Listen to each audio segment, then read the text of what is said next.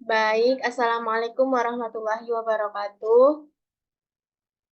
Waalaikumsalam warahmatullahi wabarakatuh. Sebelumnya mohon izin untuk presentasi kelompok anatomi dan fisiologi makhluk hidup.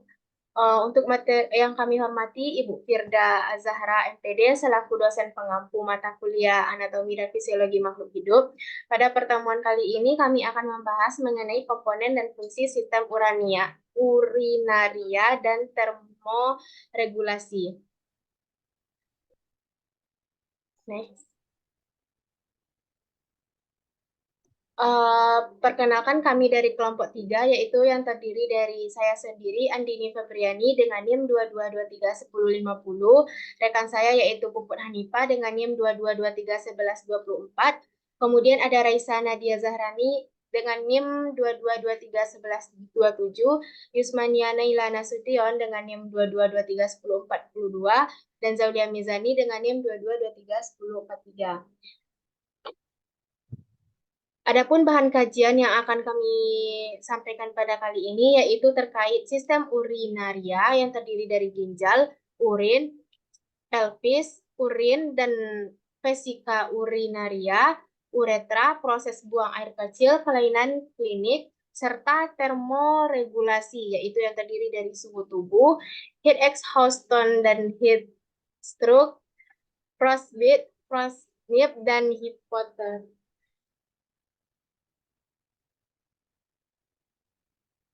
Untuk penyampaian materi pertama itu akan disampaikan oleh Hani. Kepada Hani kami persilahkan.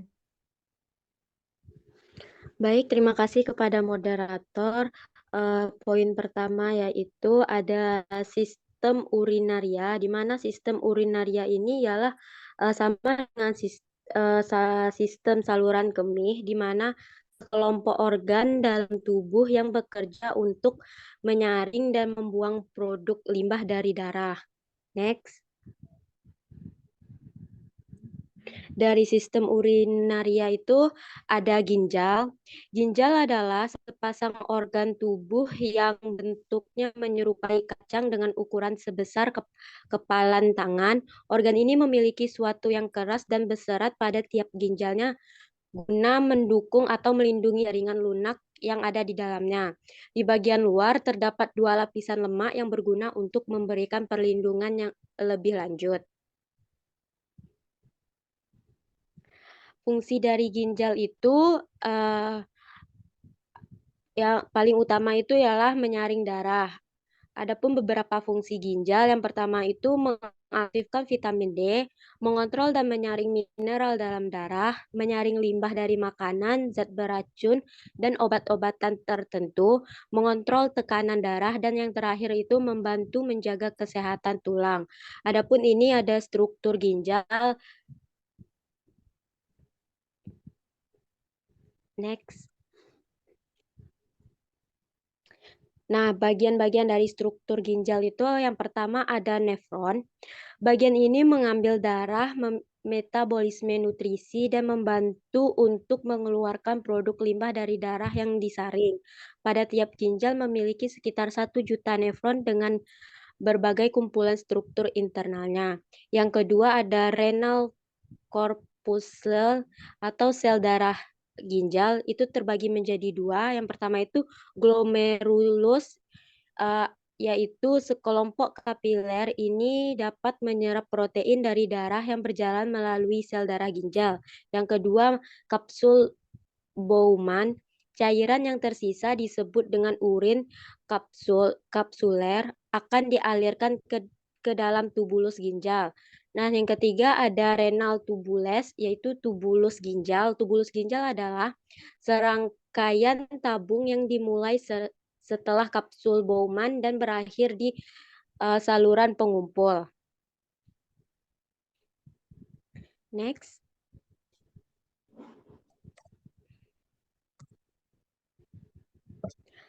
Yang keempat ada renal cortex. Renal cortex yaitu korteks ginjal adalah bagian terluar dari ginjal yang berisi glomerulus dan convoluted tubules. Bagian ini dikelilingi di tepi luarnya dengan kapsul ginjal, merupakan lapisan jaringan lemak.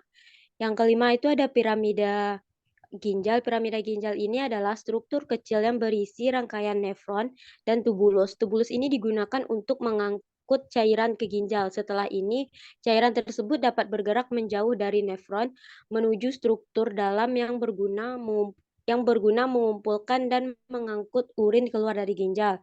Yang keenam ada pelvis ginjal. Pelvis ginjal adalah salah satu bagian struktur ginjal yang merupakan ruang berbentuk corong di bagian terdalam ginjal. Ini berfungsi sebagai jalur untuk cairan dalam perjalanannya ke kantong kemih.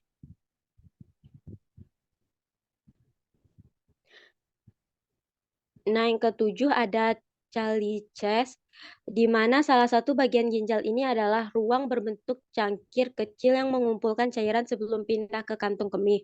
Selain itu, bagian ini juga tempat cairan dan limbah ekstra menjadi urin. Yang kedelapan itu ada hilum, lubang kecil yang terletak di tepi bagian dalam ginjal dan berbentuk melengkung ke dalam atau menyerupai kacang. Ada terbagi menjadi dua, yaitu arteri ginjal, vena ginjal. Arteri ginjal ialah bagian ini berguna untuk membawa darah beroksigen dari jantung ke ginjal untuk disaring. Vena ginjal ini berguna untuk membawa darah yang disaring dari ginjal ke jantung. Dan yang terakhir itu ada ureter, tabung otot yang berguna untuk mendorong urin ke dalam kandung kemih guna mengumpulkan cairan tersebut dan mengeluarkannya dari tubuh. Next. Dan yang kedua itu ada urin. Urin yang diekskresikan oleh ginjal yang kemudian akan dikeluarkan dari dalam tubuh melalui proses urinasi. Ekskresi urin diperlukan untuk membuang molekul-molekul sisa yang disaring oleh ginjal dan untuk menjaga homeostasis cairan tubuh. Adapun fungsi urin yaitu untuk membuang zat-zat sisa seperti racun atau obat-obatan dari dalam tubuh. Mungkin hanya itu materi yang dapat saya sampaikan. Saya alihkan ke moderator. Baik, terima kasih kepada Hanifah. Selanjutnya yaitu kepada Raisa, dipersilakan. Baik, terima kasih moderator. Yang selanjutnya yaitu organ-organ yang berperan dalam proses pembentukan urin. Yang pertama ada ginjal. Ginjal juga berperan menyeimbangkan kadar air serta elektrolit tubuh. Yang kedua, ureter. Ureter berfungsi sebagai saluran yang membawa urin hasil penyaringan dari ginjal menuju kantung kemih. Yang ketiga yaitu kantung kemih. Menampung urin yang dibawa oleh ureter, dinding kandung kemih akan mengencang dan mengundur supaya urin bisa tersimpan. Yang keempat, uretra. Uretra merupakan saluran kencing yang menghubungkan kantung kemih sebagai tempat penyimpanan urin dan lubang saluran kemih. Yang selanjutnya yaitu tahap pembentukan urin. Yang pertama ada filtrasi atau penyaringan, merupakan proses pembentukan urin yang terjadi di dalam ginjal. Perlu diketahui, sekitar 20% darah melewati ginjal untuk dilakukan penyaringan. Tujuan penyaringan ini adalah menghilangkan zat sisa metabolisme limbah dalam darah. Yang kedua adalah reabsorpsi atau penyerapan kembali. Pada proses ini, urin primer akan diserap kembali oleh tubulus proksimal nefron, tubulus distal, dan tubulus pengumpul. Tujuan reabsorpsi adalah penyaringan kembali air, natrium, asam amino, dan zat gizi lain yang masih dibutuhkan oleh tubuh ke aliran darah. Yang ketiga ada augmentasi, bertujuan menjaga keseimbangan pH asam basa dalam tubuh serta keseimbangan elektrolit dalam darah. Pada tahap argumentasi, urin sekunder akan mengalir ke tubuh distal dan mengumpul. Di sebelah adalah contoh gambar dari tahap pembentukan urin.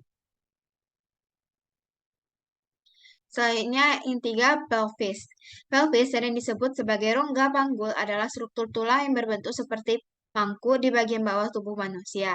Struktur ini tersusun dari beberapa tulang, yaitu tulang ilium, tulang terbesar dan paling atas pada pelvis.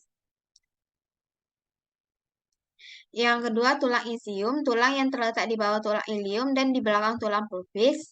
Yang ketiga, tulang pubis, tulang terletak di depan tulang isium dan terhubung satu sama lain melalui simfisis pubis. Yang selanjutnya yaitu fungsi pelvis. Yang pertama yaitu mendukung melindungi organ-organ di dalam. Struktur tulang pelvis yang kuat memberikan dukungan dan perlindungan bagian organ vital di dalamnya, seperti usus besar, rektum, kantung kemih, dan organ reproduksi. Yang kedua, menghubungkan bagian atas dan bawah tubuh pelvis, menghubungkan bagian atas tubuh torso dan bagian bawah tubuh eksmitas bawah melalui sendi panggul. Sendi ini memungkinkan pergerakan kaki dan pinggul seperti berjalan, berlari, dan melompat. Yang ketiga, melindungi janin. Pada wanita, pelvis juga berfungsi untuk melindungi dan menampung janin selama masa kehamilan dan persalinan. Yang keempat, vesica urinaria, yaitu yang lebih dikenal sebagai kantung kemih adalah organ berotot berongga yang terletak di rongga panggul bawah. Organ ini memiliki peran penting dalam sistem urinaria, yaitu menampung urin yang dihasilkan oleh ginjal sebelum dikeluarkan dari tubuh melalui uretra. Fungsi vesica urinaria ini yaitu yang pertama menyimpan urin. Kantung kemih dapat menampung hingga 800 mili urin pada orang dewasa. Kapasitas ini bervariasi tergantung usia, jenis kelamin, dan kondisi kesehatan individu. Yang kedua, mengontrol miksi. Kantung kemih bekerja sama dengan otot-otot di sekitarnya untuk mengatur proses miksi berkemih saat kantung kemih terisi sensor dinding mengirim sinyal ke otak yang memicu keinginan untuk buang air kecil. Otot-otot kantung kemih berukuran berkemih kemudian berkontraksi untuk mengeluarkan urin melalui uretra. Baik, untuk selanjutnya saya serahkan pada moderator. Baik, terima kasih kepada Raisa. Materi selanjutnya akan disampaikan oleh Yusmania, kepadanya dipersilakan. Baiklah, terima kasih kepada moderator. Selanjutnya yaitu struktur vesica urinaria, yaitu terbagi atas 3. Yang pertama dinding, ureter, sphincter. Yang pertama dinding yang terbagi, yang pertama itu mukosa, di mana lapisan paling dalam dilapisi oleh sel-sel yang menghasilkan lendir untuk melindungi kantung kemih dari infeksi. Yang kedua submukosa, yaitu lapisan jaringan ikat yang mengandung pembuluh darah dan saraf. Yang ketiga tunica muscularis, yaitu lapisan otot polos yang memungkinkan kantung kemih untuk mengembang dan berkontraksi. Yang terakhir yaitu serosa, yaitu lapisan paling luar terdiri dari jaringan ikat yang menghubungkan kandung kemih ke organ lain di sekitarnya. Yang kedua yaitu ureter, kemih. Terakhir yaitu sphincter, itu terbagi atas 2. Yang pertama sphincter ureter fisica, yaitu terletak di antara kantung kemih dan uretra. Yang kedua, sphincter ureter eksternal, yaitu terletak di ujung uretra, dikendalikan secara sadar untuk menahan atau melepaskan urin. Selanjutnya yang kelima yaitu uretra, yaitu saluran tipis yang menghubungkan kandung kemih dengan meatus uretra, di mana meatus uretra adalah lubang kencing yang terletak di bagian ujung sistem perkemihan. Saluran ini memiliki panjang yang berbeda antara pria dan wanita. Pada pria, saluran uretra memiliki panjang sekitar 20 cm. Di sisi lain, panjang saluran uretra pada wanita adalah sekitar 3-4 cm. Adapun fungsi uretra tersebut ialah untuk mengalirkan urin dari kandung kemih menuju lubang kencing. Apabila sudah dipenuhi oleh urin, otot kandung kemih akan berkontraksi untuk mengeluarkan urin. Pada saat yang sama, otak akan mengirimkan sinyal ke otot sphincter untuk relaksasi guna mengeluarkan urin dari tubuh melalui uretra. Selanjutnya yaitu proses buang air kecil, yaitu dibagi atas 2 pada pria dan juga pada wanita. Pada pria terdapat 3 bagian. Yang pertama bagian prostatik, yaitu uretra dimulai di bagian prostatik, di mana uretra menghubungkan kandung kemih dengan fascicula seminialis. Yang kedua bagian membranosa, uretra pada pria. Uretra membranasa memiliki dinding perineum dan dikelilingi oleh otot-otot yang mendukung pengontrolan buang air kecil. Yang terakhir yaitu bagian penil. Uretra melalui penis dan membawa urin dari bagian membranosa ke lingkungan eksternal melalui uretra eksternal atau meatus uretra. Selanjutnya itu pada wanita yang terdiri dari dua bagian. Yang pertama bagian proksimal di mana uretra wanita lebih pendek dibandingkan pria. Uretra wanita dimulai di bagian proksimal yang menghubungkan kandung kemih dengan lingkungan eksternal. Yang kedua bagian distal. Bagian ini membentang ke arah lubang uretra eksternal yang terletak di depan vulva. Uretra wanita diiringi oleh otot-otot yang membantu dalam pengendalian buang air kecil. Selanjutnya adalah ukuran atau panas pada jaringan yang dalam paling efektif diukur melalui rektrum, membran timpani, esofagus, arteri pulmonal, dan kandung kemih. Sedangkan suhu permukaan yaitu suhu yang terdapat di kulit, jaringan subkutan, dan lemak yang efektif dilakukan melalui kulit, aksila, dan ornal. Adapun fungsi suhu yang pertama yaitu regulasi metabolisme. Suhu tubuh yang terdapat diperlukan untuk menjaga metabolisme dan efisien. Ini memungkinkan tubuh untuk menghasilkan energi yang dibutuhkan untuk aktivitas sehari-hari. Yang selanjutnya yaitu fungsi enzim.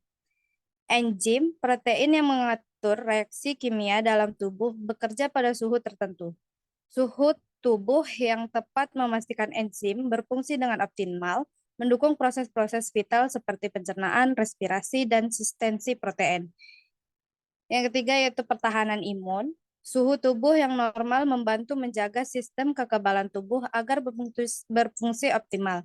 Pada suhu yang tepat, sel-sel imun seperti limfosit dan makrofag dapat bekerja secara efisien dalam melawan infeksi. Yang ketiga yaitu homeostatis, di mana suhu tubuh yang konstan merupakan indikasi dari keseimbangan internal atau homeostatis yang baik dalam tubuh. Ini mengatur proses-proses fisiologis seperti tekanan darah, kadar gula darah, dan keseimbangan elektrolit. Baiklah, sekian materi yang dapat saya sampaikan. Saya kembalikan kepada moderator. Baik, terima kasih Nia. Selanjutnya yaitu yang keempat ada adaptasi terhadap lingkungan. Suhu tubuh yang dapat beradaptasi memungkinkan manusia dan hewan untuk bertahan di berbagai lingkungan.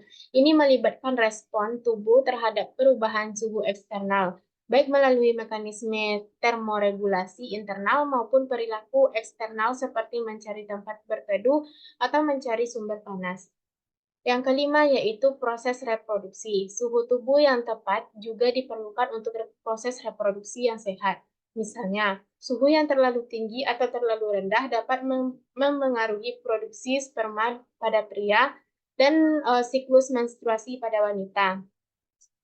Yang keenam yaitu ada homeostatis. Suhu tubuh yang konstan merupakan indikasi dari keseimbangan internal yang baik dalam tubuh. Ini mengatur proses-proses fisiologis seperti tekanan darah, kadar gula darah, dan keseimbangan elektrolit.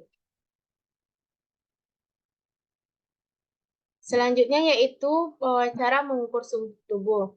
Ada beberapa jenis termometer yang dapat digunakan untuk menilai suhu tubuh. Antara lain yaitu termometer telinga, termometer raksa, termometer elektronik, termometer dahi, termometer arteri temporal, termometer sekali dipakai, dan termometer dot.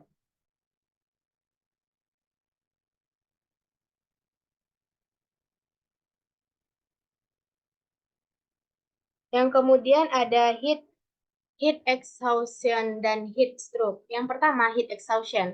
Heat exhaustion itu kelelahan panas. Kondisi ini terjadi ketika tubuh mengalami kesulitan mengatur suhu akibat kepanasan. Suhu tubuh memang bisa sedikit meningkat, tapi biasanya tidak lebih dari 40 derajat Celcius. Gejalanya berupa pusing, mual, lemas, berkeringat banyak, dan kram otot. Ini masih bisa ditangani dengan mudah. Yang kedua ada hook stroke. Hook stroke ini serangan panas. Artinya kondisi ini jauh lebih serius daripada heat exhaustion. Heat stroke ini terjadi ketika tubuh sama sekali tidak bisa mengatur suhu dan terus meningkat drastis hingga di atas 40 derajat Celcius. Bahkan bisa mencapai 41 derajat Celcius. Gejalanya yaitu berupa kulit kering dan tidak berkeringat, denyut nadi cepat dan lemah, bingung, lingung hingga pingsan. Heat stroke ini merupakan kondisi gawat darurat yang membutuhkan penanganan medis segera.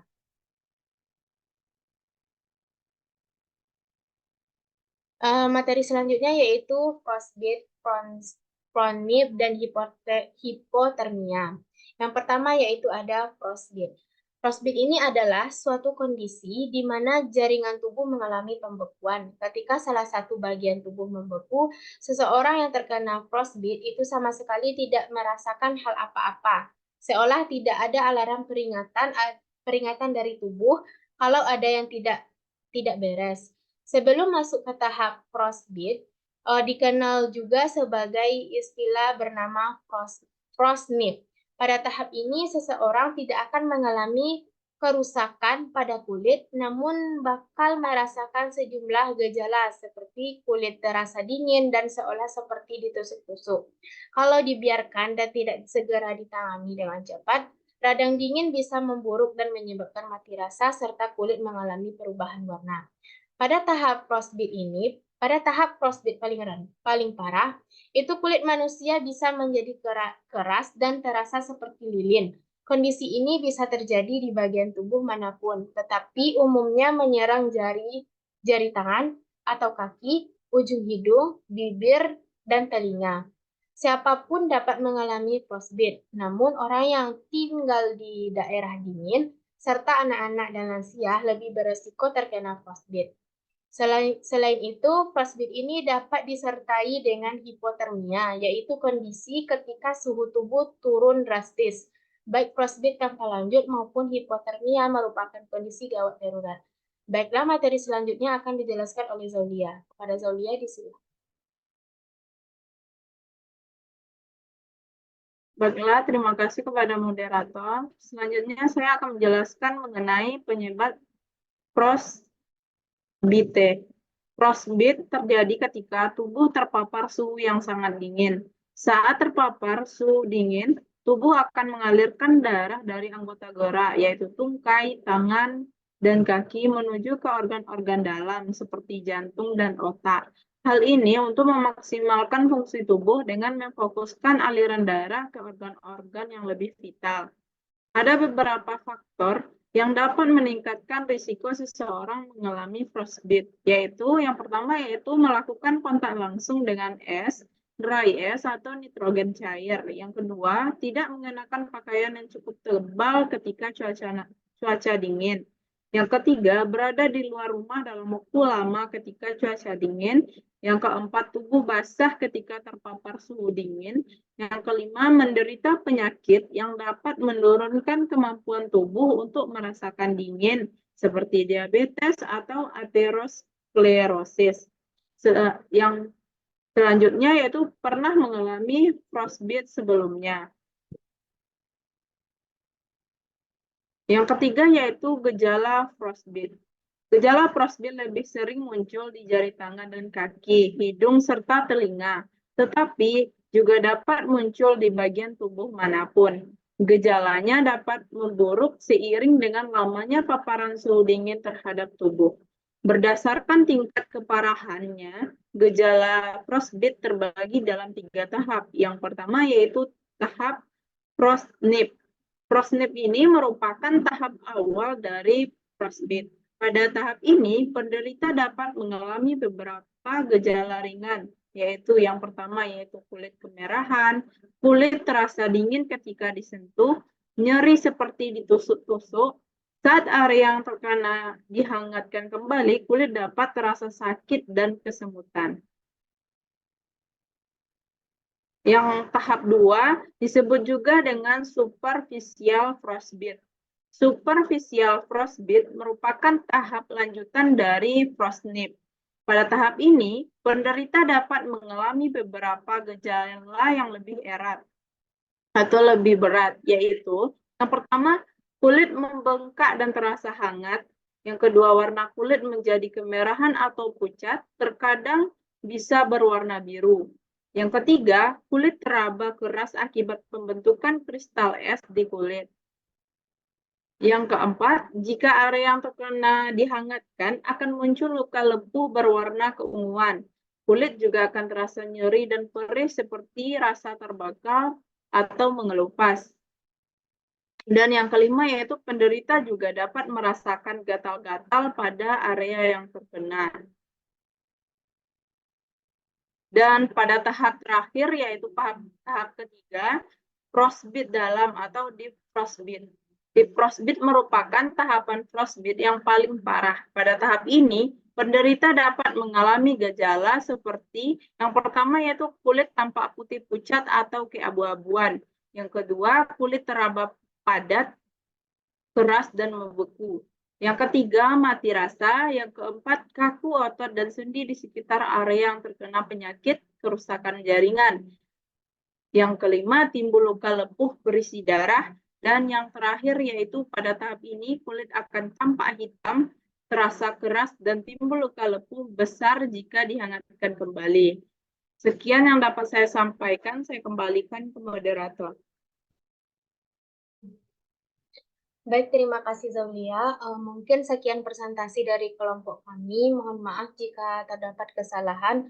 Untuk diskusinya kami lanjutkan di e-learning ataupun di WA nantinya. Terima kasih. Wassalamualaikum warahmatullahi wabarakatuh. Waalaikumsalam warahmatullahi wabarakatuh.